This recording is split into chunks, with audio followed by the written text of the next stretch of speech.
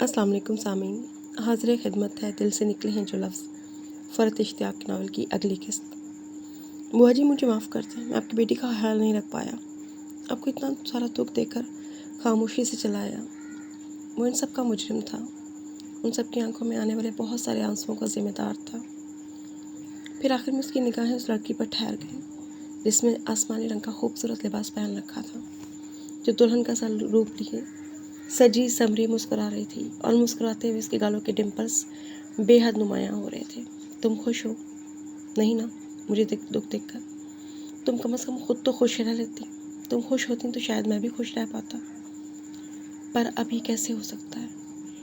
जानता हूँ कि तुम खुश नहीं हो। तुम्हारे लिए मेरे दिल ने कभी कोई गलत पैगाम दिया ही नहीं मुझे। सुबह वो अपने बिस्तर पर बहुत निढाल और पसमुर्दा उठता, मगर जब चमनसार के अहाते में कदम रखता, जहाँ बहुत से मासूम चेहरे आंखें उम्मीद लिए उसकी राह तक रहे होते, तो वो मुस्कुराता उनके करीब चलाता। उसे रात किस कर्ब में बिताई कोई ये कभी जान ही नहीं पाता था। उसे दुख छुपाकर मुस्कुराना जो आता था। दिन रात का ये सफ़र यूं ही चल रहा था और यूं ही चलता रहेगा। शहर मोहब्बत के दरवाजे शायद उम्र भर नहीं खुलेंगे। आखिरी लफ्ज़ लिखने के बाद मैंने गहरी तमानित भरी सांस ली। फिर अभी लिखे उस आखिरी सफ़े पर दोबारा नज़र दौड़ाई। मुतमईन होकर 1 मिनट बाद मैंने इस सफ़े को पलट दिया। अब मेरे सामने फाइल में लगे इस सफ़े से अगला सफ़ा खाली था। मैंने इस खाली सफ़े को खाली ही रहने दिया, उसे भी पलट दिया। अब फिर मेरे सामने एक और खाली सफ़ा था। मैंने पूरा नावल स्याह रोशनाई से लिखा था। अब जो मैं इस सफ़े पर लिख रही थी वो नीली रोशनाई थी।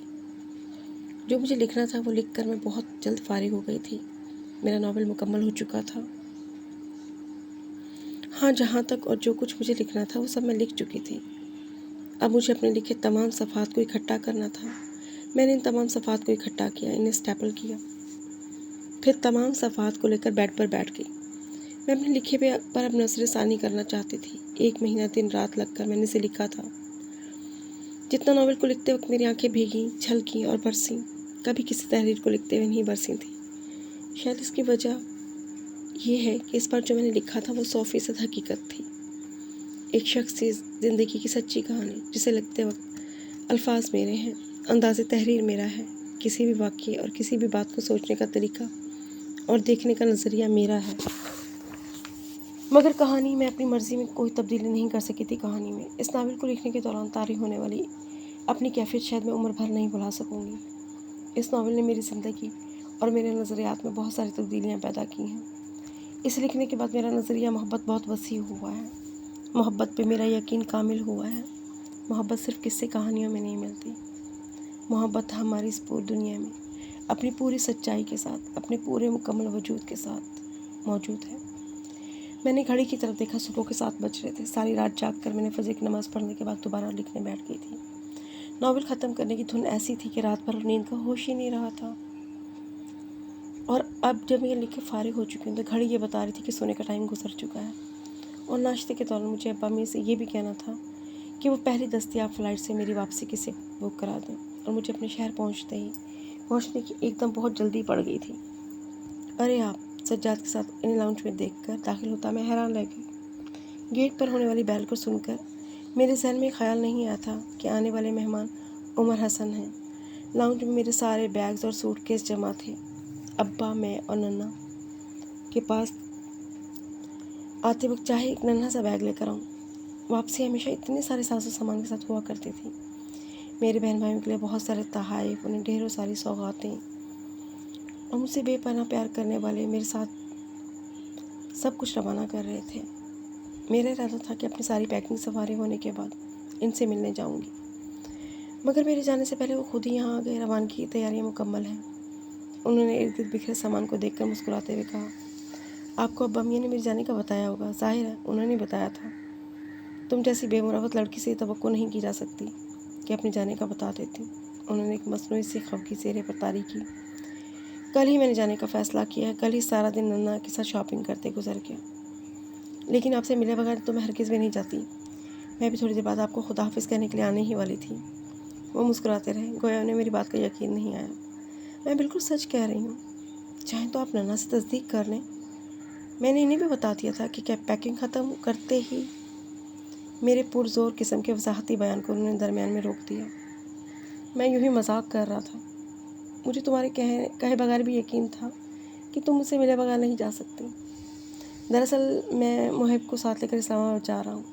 وہاں اس کے ہاتھ کے سلسلے میں ایک ڈاکٹر نے میں نے اپائنٹمنٹ لے رکھا ہے۔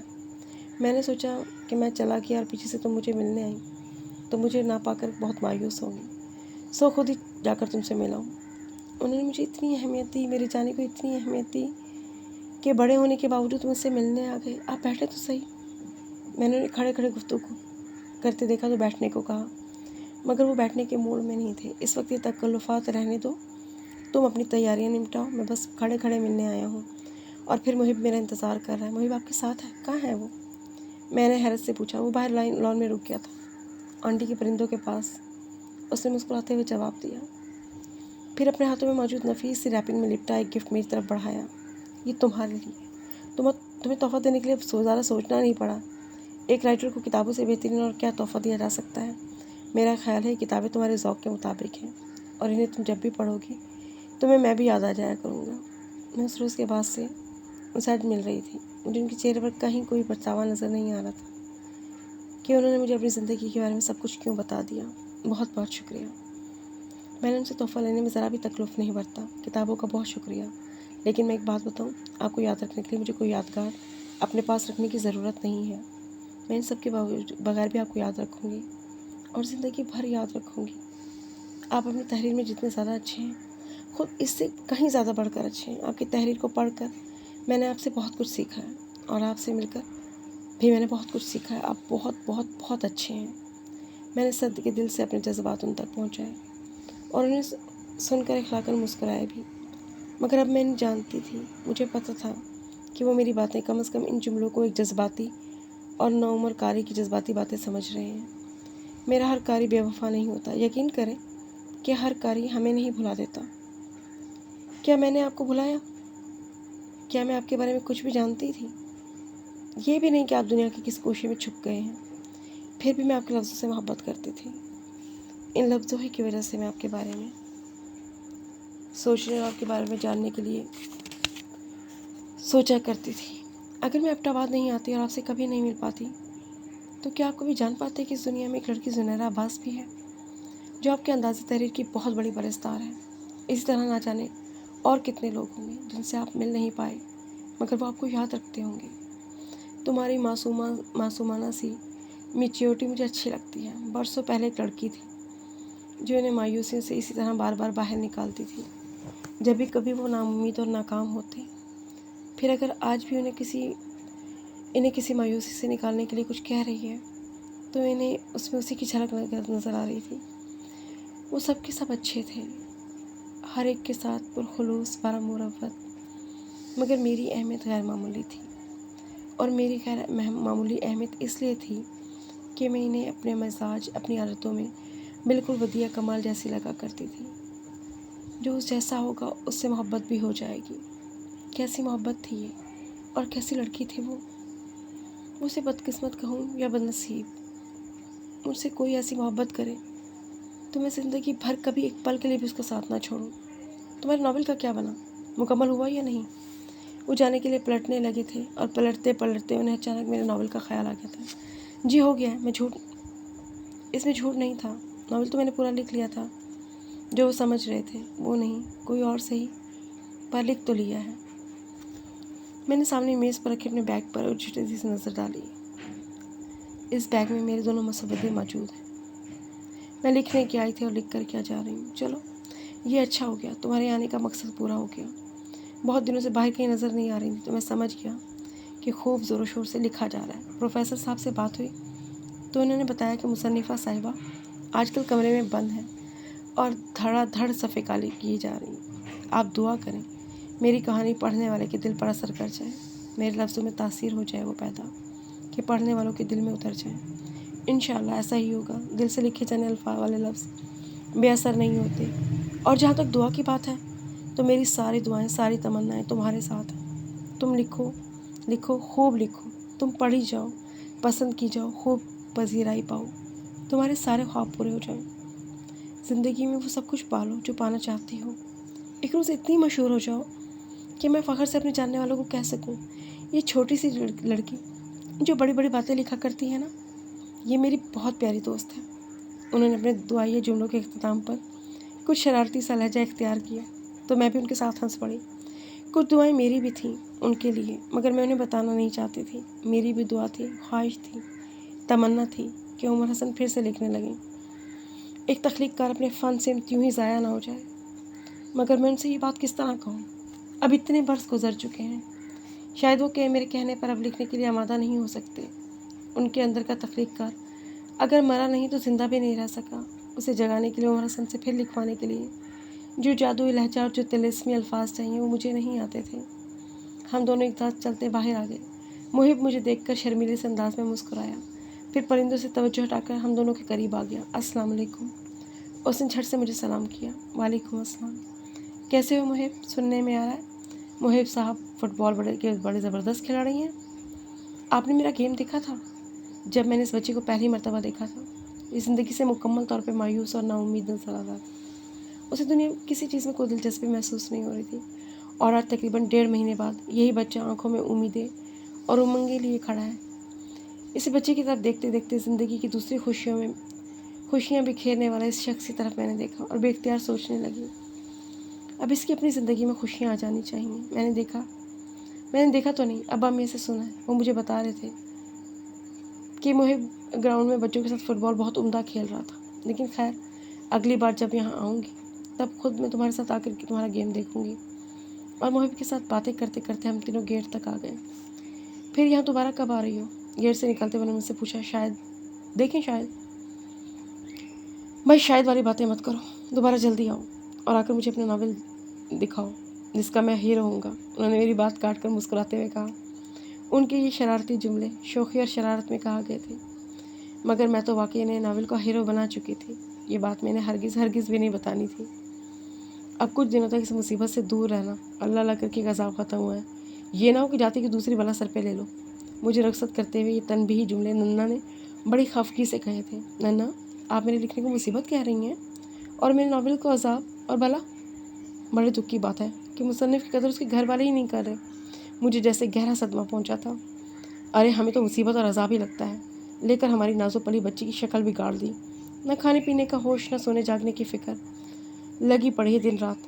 मैं पूछती हूँ ज़ुनैरा, क्या सब राइटर तुम्हारी तरह होते हैं? अगर होते तो उनके घर वाले तो ये खबतल और हबासी बर्दाश्त ही नहीं कर सकते होंगे। मेरा तो ख्याल है मेरे ही जैसे होते हैं। उनके घर वाले ने कैसे बर्दाश्त करते हैं, ये तो घर वालों से ही पूछा जा सकता है। अब्बा मियाँ मेरी और नन्ना की गुफ्तगू को एंजॉय करते हुए मुस्कुरा रहे थे। नन्ना के साथ कुछ देर इसी तरह की बातें करने के बाद अम्मा मियाँ और नन्ना की दुआएं लेती, इन्हें खुदा हाफिज़ कहती। जब मैं कराची के लिए आज़ी में सफ़र हुई तो बहुत मुतमईन और बहुत खुश थी। मेरे सामने वो हैंडसम खड़ा था जो मुझे बेपनाह पसंद था, लेकिन कभी ज़िंदगी में शायद मैं उसे बता ही नहीं सकूँगी अब ये बात। मैंने अपना हैंड बैग उठाया जिसमें मेरी 2 बहुत कीमती मता थी, एक मेरा मुकम्मल नावल और एक नामुकम्मल मसवदा तो नामुकम्मल ही था, उसमें थोड़ा सा काम बाकी था, मगर अब जल्दी जल्दी उसे मुकम्मल करने का कोई फ़ायदा नहीं था। मुसवदा भिजवाने की आखिरी तारीख गुजर चुकी थी। वो तारीख जिस तक मेरी एडिटर ने मेरे मुसवदा का इंतज़ार का वादा किया था, ये जानने के बावजूद कि मेरा अगला नावल अब अगले 1.5-2 सालों तक मैगज़ीन में जगह नहीं पा सकेगा, मैं खुश और मुतमईन थी। और जो नावल मैंने पूरा लिख लिया था, अपने इस नावल के साथ मैं क्या करने वाली थी मुझे अच्छी तरह मालूम था।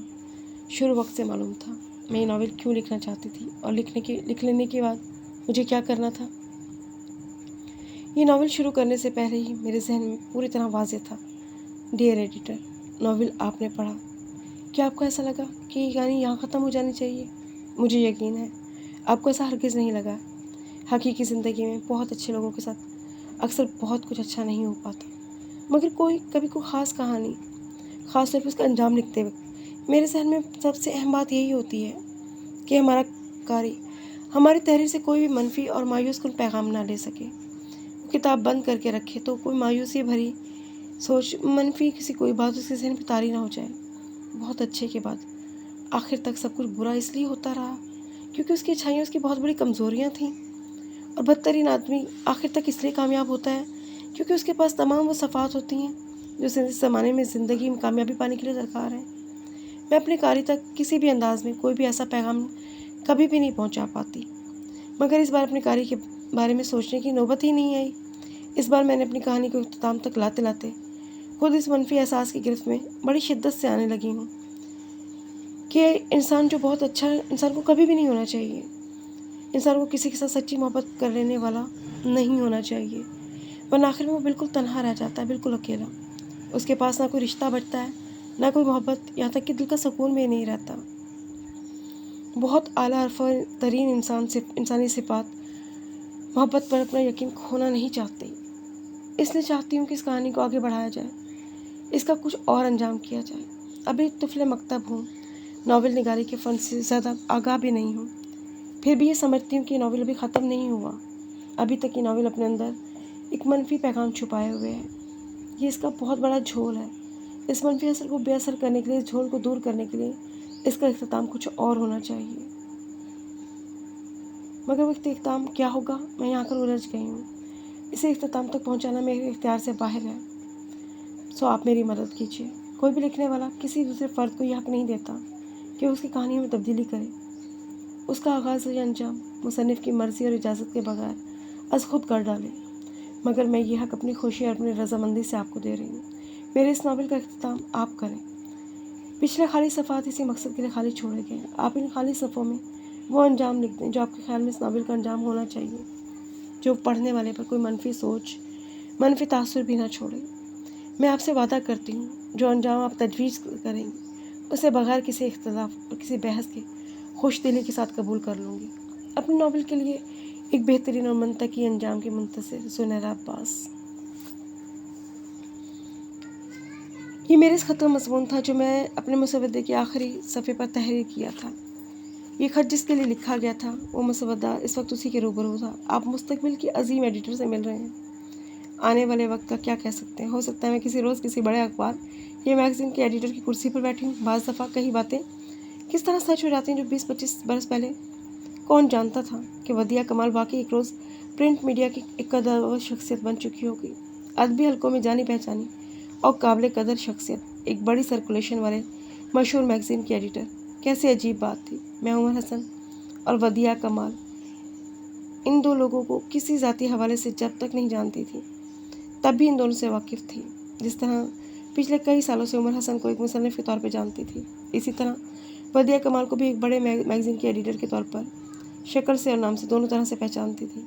ادب سے شغف رکھنے والا کون شخص ایسا ہو سکتا ہے جو ودیعہ کمال کو نہ جانتا ہو؟ ان کے میگزین کے لیے میں لکھتی تھی، میں ایک دوسرے میگزین کے لیے بھی لکھا کرتی تھی، مگر ان کا میگزین میں ہر ماہ پابندی سے پڑھتی ضرور تھی، اور اس پابندی اور باقاعدگی کی سب سے بڑی وجہ ان کا معیار تھا۔